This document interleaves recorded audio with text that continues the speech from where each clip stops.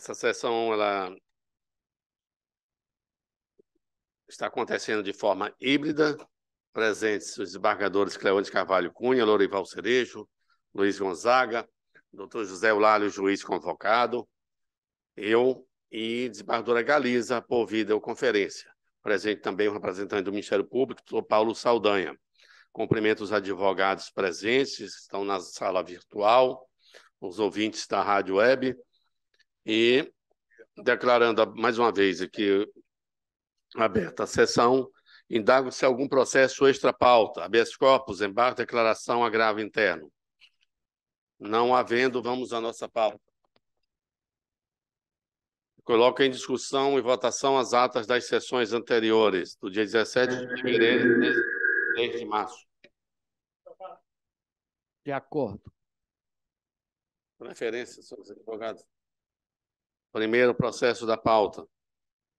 Ação rescisória. É o primeiro e o pedido de preferência. Pois não.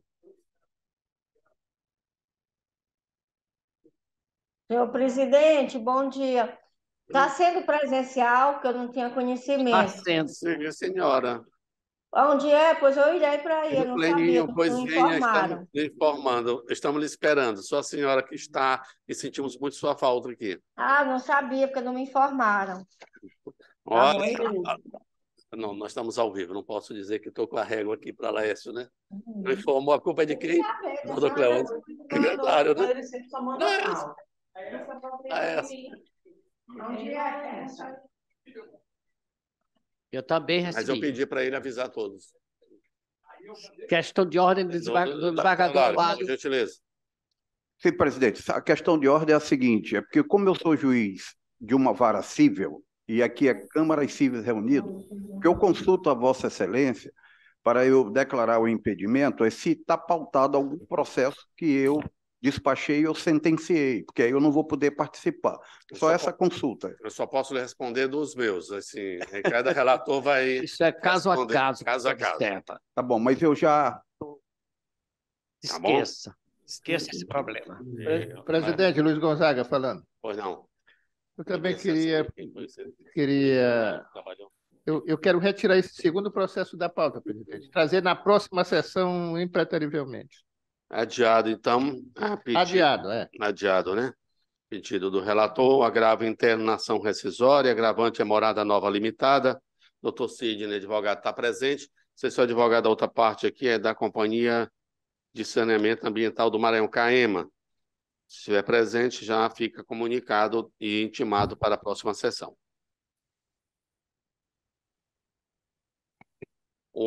Quem se encontra presente do primeiro processo? Bom dia a todos. Então, sim, o senhor Fadiado. Bom dia. Doutor Sidney, relator. Ele é advogado, é o da relatoria de Luiz Gonzaga. Ele está pedindo adiamento. Então, quem pediu a preferência? É o advogado pedindo a palavra. Bom dia a todos. Bom dia. Estão me ouvindo? O senhor é advogado de quem? Da ação rescisória, Geatriz. Não entendi. Mas estão me ouvindo? Só para testar aqui. Sim, eu estou lhe ouvindo, mas não entendi. É do primeiro processo, da ação rescisória, Geatriz Gomes. Primeiro processo, não tem nenhuma crise. O senhor está como advogado do primeiro processo, não? É uma ação, pelo menos consta que a ação rescisória... O sexto da pauta, o sexto da pauta. É o sexto, né? Ok. Eu indago novamente se há advogado habilitado aqui nos autos se encontra presente ou na sala virtual ou na sala aqui. Estou aqui, Excelência. Estou aqui pelos residentes desse primeiro processo. Certo.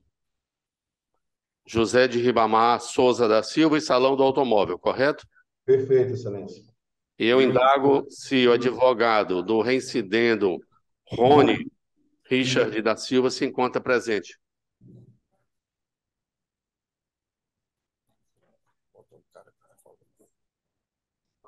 Senhores, José de Ribamar Souza da Silva e Salão do Automóvel.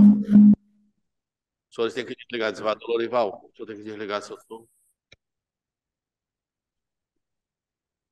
Eles propuseram a presente ação rescisória com pedido de tutela provisória contra Rony Richard da Silva e Elivan Araújo Costa, ora reincidentes, objetivando a desconstituição do Acordo 176.671/2016, proferido no julgamento da apelação civil número tal, julgada pela primeira Câmara Civil desta Corte, que negou provimento ao recurso interposto por Elivan, mantendo a sentença. O que consta aqui é que, em 2014, o Salão do Automóvel adquiriu do senhor Elivan um veículo Duster, placa tal, como se vê na documentação, não sendo encontrado qualquer ônus ou gravame que impedisse a concretização do negócio. Posteriormente, em 28 de março de 2014, o Salão do Automóvel vendeu esse mesmo veículo ao senhor José de Ribamar Souza da Silva, mediante financiamento bancário junto à BV Financeira, ocasião que, mais uma vez, o bem foi consultado e não foram encontrados óbices à negociação, operando-se a transferência do veículo com alienação fiduciária. Contudo, em abril de 2017, o senhor José de Ribamar Silva teve seu carro apreendido, sob justificativa de cumprimento de mandado de busca e apreensão decorrente do processo que tramitava na 12ª Vara Civil desta capital, e ao procurar informações sobre o processo, teve ciência que se trata de ação movida por Rony contra Elivan, com vistas ao desfazimento de um negócio jurídico denominado Sudbook, que seja pirâmide fraudulenta, no qual o senhor Elivan prometeu ganhos financeiros mirabolantes, tendo o senhor Rony apresentado o referido veículo como investimento nesse empreendimento ilícito, pelo valor de 45 mil. A ação originária foi julgada procedente, a sentença mantida pelo tribunal, e na fase de cumprimento foi determinada a busca e apreensão do veículo, como citado acima, o que causou sérios prejuízos ao primeiro requerente. E eu deferi o pedido de tutela provisória de urgência antecipada, requerida, para o fim de determinar que o agravado Rony restituísse o veículo objeto da lide a José de Ribamar Souza da Silva, sob pena de multa no valor de R$1.000. A inicial foi editada, pedindo a extensão dos efeitos da tutela de urgência, e foi atendido. Contestação apresentada por Elivan Araújo Costa, no qual, aduzindo que o contestante adquiriu regularmente o veículo pelo valor de total de 45 mil, do vice-presidente da rede de investimento denominada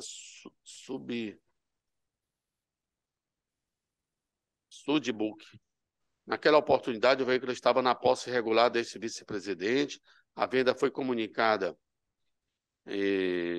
ao Detran para fazer as devidas providências.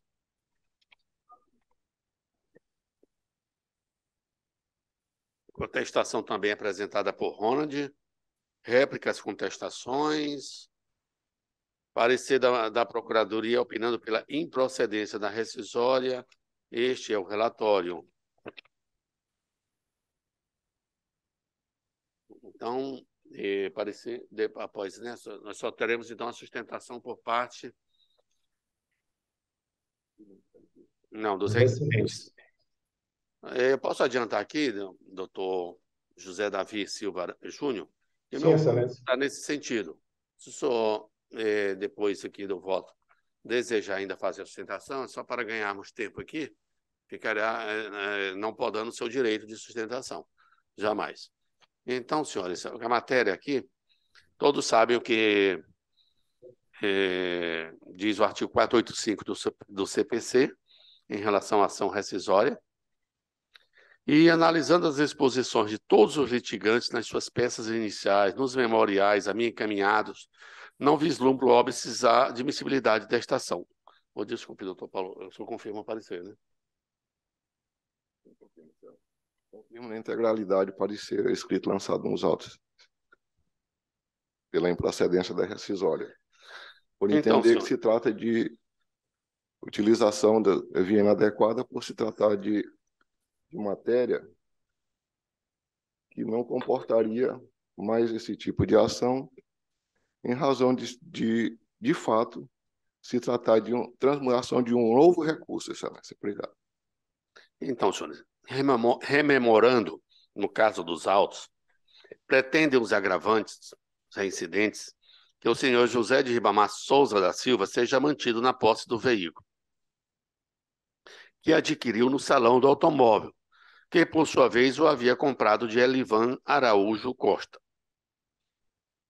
Para tanto, argumento que, na oportunidade da aquisição do bem, tomou-se todas as cautelas para verificar a procedência do veículo, inclusive quanto à existência de eventual impedimento.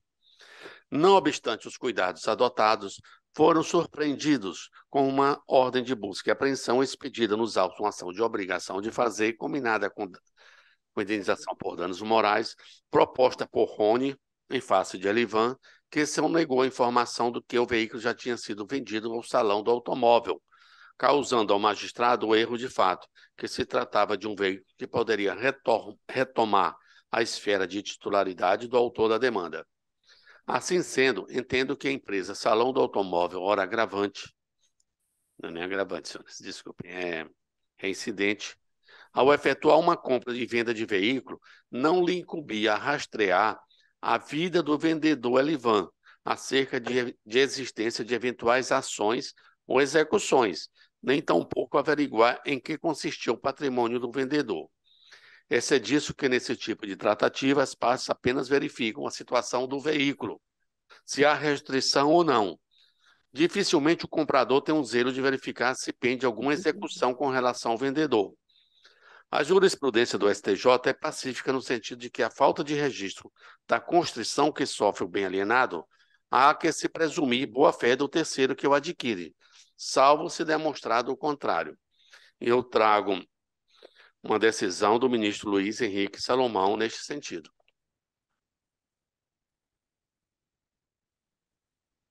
Assim, senhores, eu entendo pela existência de erro de fato que conduziu ao cerceamento do direito de propriedade do senhor José de Ribamar, que é o terceiro de boa-fé, e nesta condição adquiriu o veículo, razão pela qual, julgando procedente o presente pedido rescisório, rescindi parcialmente o acórdão, proferindo o julgamento na apelação cível, tão somente para o fim de afastar a condenação à obrigação de fazer a devolução do veículo, convertendo-se em perdas e danos, sobre o valor corrigido da transação entabulada pelos litigantes da ação, mantendo-se os demais termos da condenação de origem. Eu não sei se eu consegui explanar bem aos senhores essa situação dos autos, e esse é o meu entendimento que eu submeto à apreciação dos senhores. Pela ordem. Primeiro. O presidente, o parecer ministerial foi contra, né? Foi sentido contrário. Entende que ele quer estar usando como sucedâneo recursal que não comportaria, que é via eleita inadequada. Como houve o erro de fato, quer dizer, não havia nada em relação no Detran quanto ao veículo. E ele foi dado uma garantia de uma pirâmide financeira. E então foi vendido no salão do automóvel. Eu entendo que houve um erro de fato e que aí comporta a procedência da rescisória.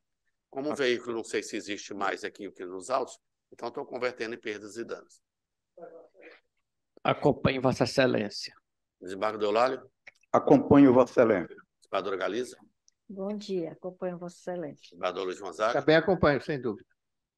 O senhor ainda deseja se manifestar, todavia? Eu agradeço a todos, Excelência. Quero saudar a todos os desembargadores, excelentíssimo membro do Ministério Público, senhores servidores, demais presentes, e estou satisfeito com a decisão, Excelência. Obrigado. Ação julgada procedente nos termos do voto do relator em desacordo com o parecer ministerial. Qual é a próxima?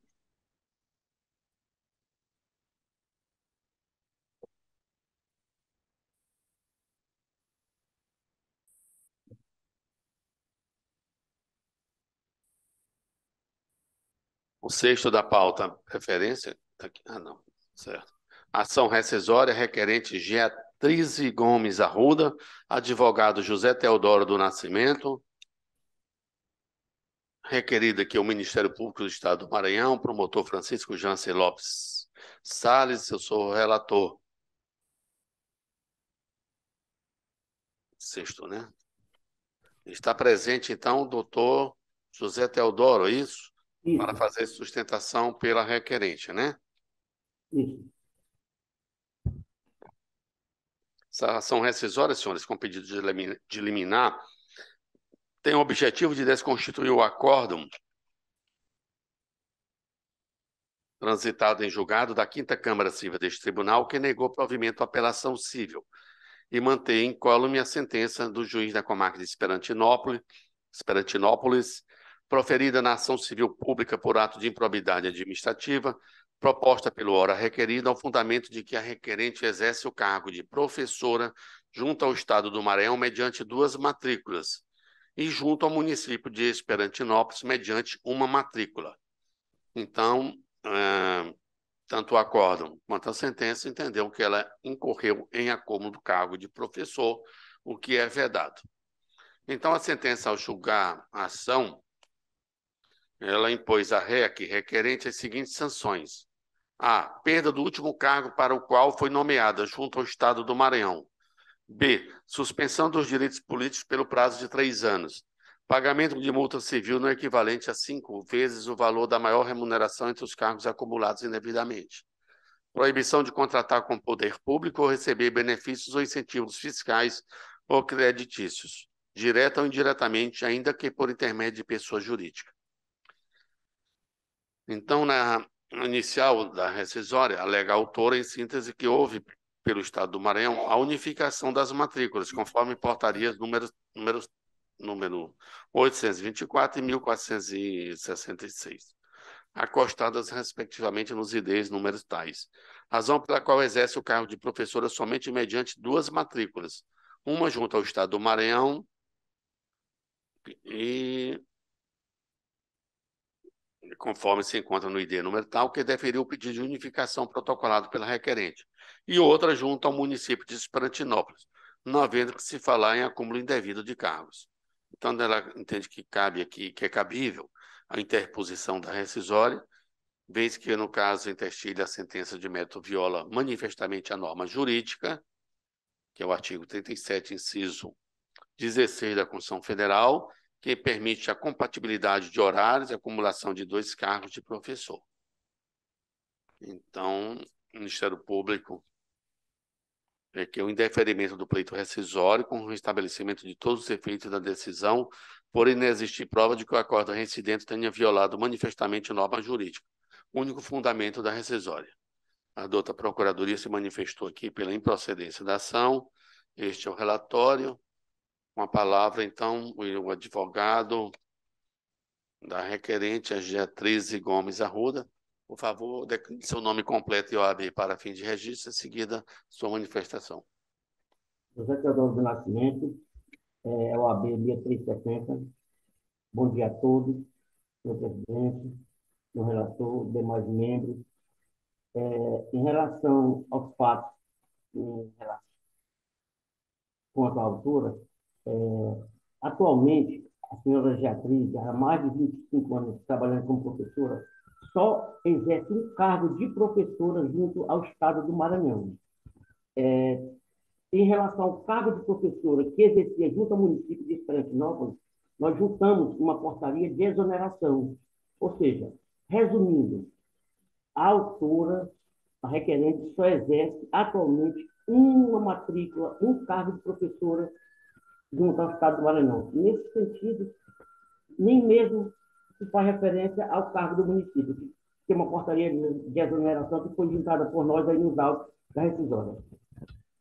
Dessa forma, entende a requerente de que não acumulou cargo, até porque, durante a tramitação do processo, foi juntada a portaria de unificação de matrícula da requerente.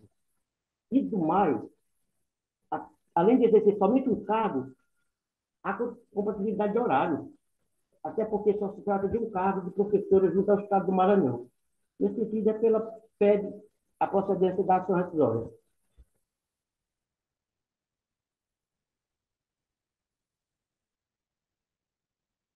Terminou. Com a palavra, então, o Ministério Público. Senhor presidente, senhores desembargadores, Eu vou manter o parecer escrito lançado nos autos pelo Procurador de Justiça Carlos Jorge Avelar, que está muito bem fundamentado e demonstrou que também, neste caso, a rescisória está sendo usada como sucedâneo recursal,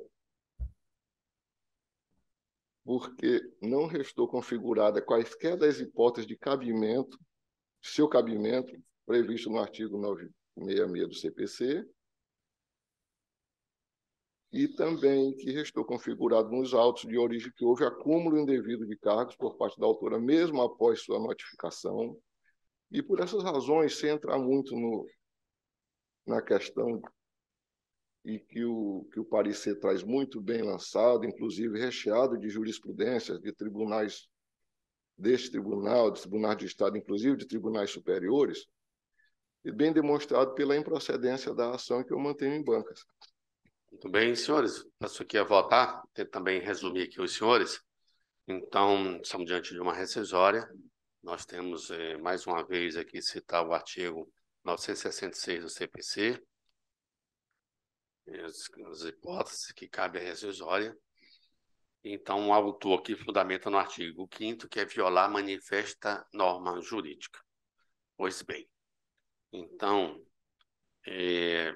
tendo aqui que a ação rescisória não é o meio adequado para corrigir suposta injustiça de decisão, apreciar má interpretação dos fatos ou reexaminar as provas produzidas ou complementá-las, não sendo admitido o pleito rescisório que evidencia mero descontentamento da parte com a solução jurídica atribuída à pretensão deduzida, na clara tentativa de transformar esta ação em um recurso com prazo de 2 anos.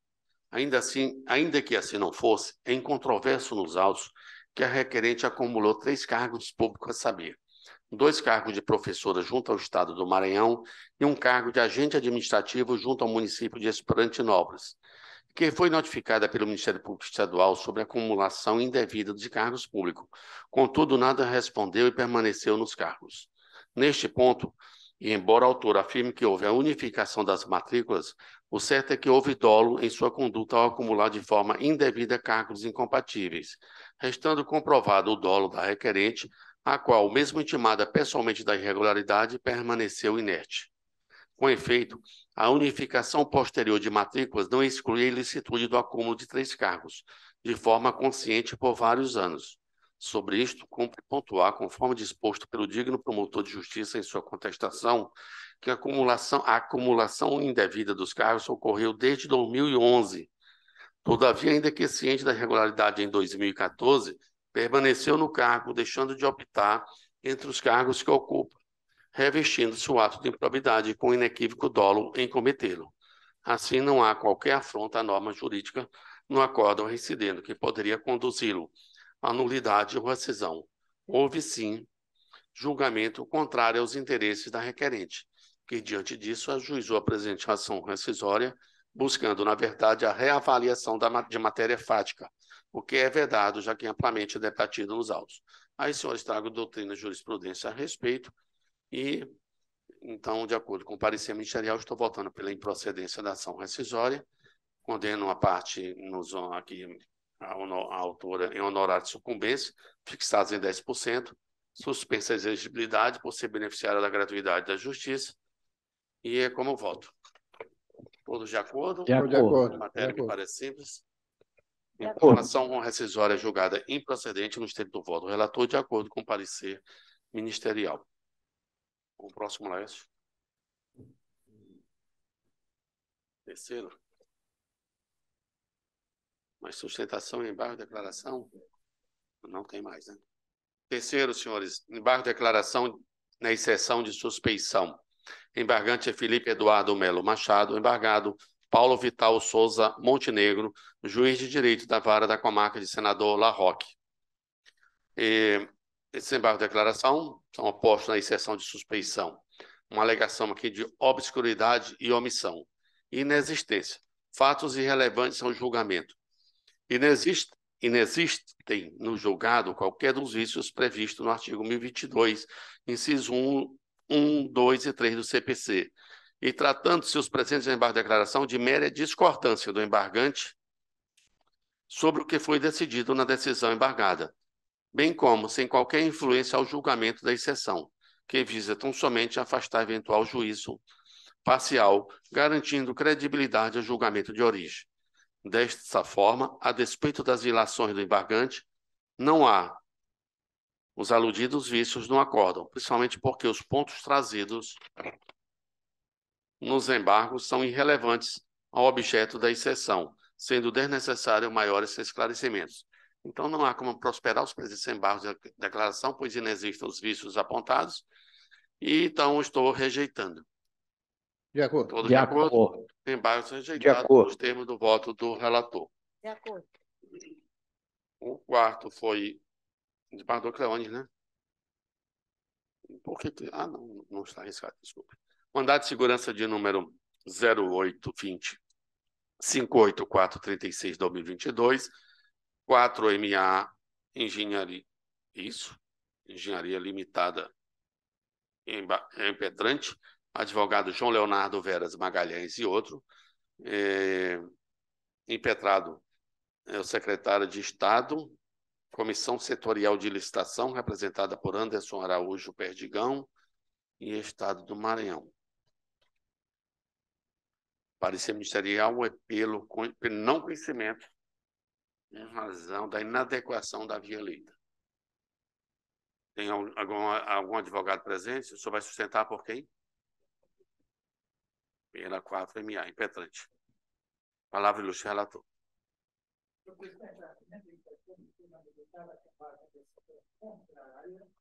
A funcionamento do Tribunal de Contas da União sobre o tema.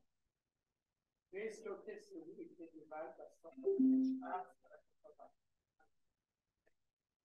Tem alguma penalidade quem parecer na abertura da secretaria, quem não habilitou argumento que eu estava para a prestação de serviço de manutenção preventiva e corretiva de logradoria e edificações, sequer previa de maneira expressa a vedação ao somatório dos atestados e que tal restrição limitaria o caráter competitivo do processo licitatório, o que seria proibido. Por fim, argumenta a impetrante que na decisão impetrada houve lesão ao contraditório e ampla defesa, vez que ocorreu decretação de licitação fracassada sem a oitiva das partes interessadas, ao contrário de que dispõe o artigo 48, parágrafo 3º da Lei 8666.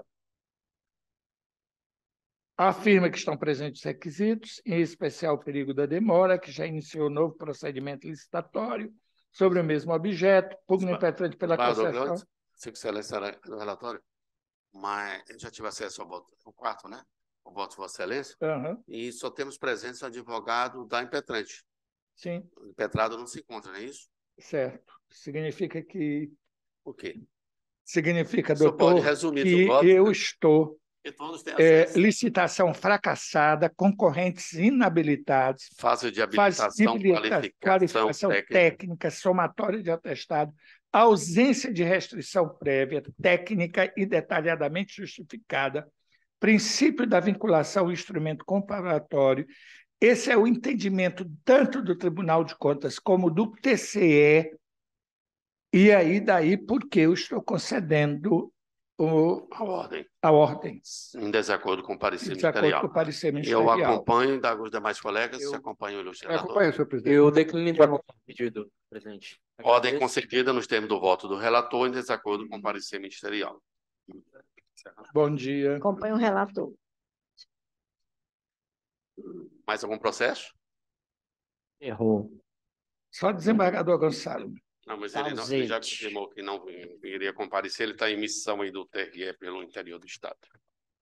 Alguma colocação, senhores? Membros do Ministério Público? Não. Só que hoje é o aniversário do juiz Nilo e que se mande parabéns para ele. E do desembargador Estélio e do desembargador Benedito Belo. Benedito Belo. Se mande parabéns dessa Câmara aos três. Também fica o registro, então. E é um prazer, né, estarmos presencial. Desculpe o atraso. Nada, senhora. E também do juiz... Eu ainda não abri a agenda, o senhor já abriu cedo. Eu quero só agradecer aqui o convite que foi feito e a presença do doutor Eulálio. E, então, agradecendo a presença de todos e do Ministério Público, eu declaro, então, encerrada a nossa sessão. Senhor presidente, desejando um feliz final de semana a todos. Juiz Bruno Nairo. Doutor Bruno Nairo, juiz. Hoje é Está aniversário registrado o dele. aniversário dele. Que se mande os cumprimentos.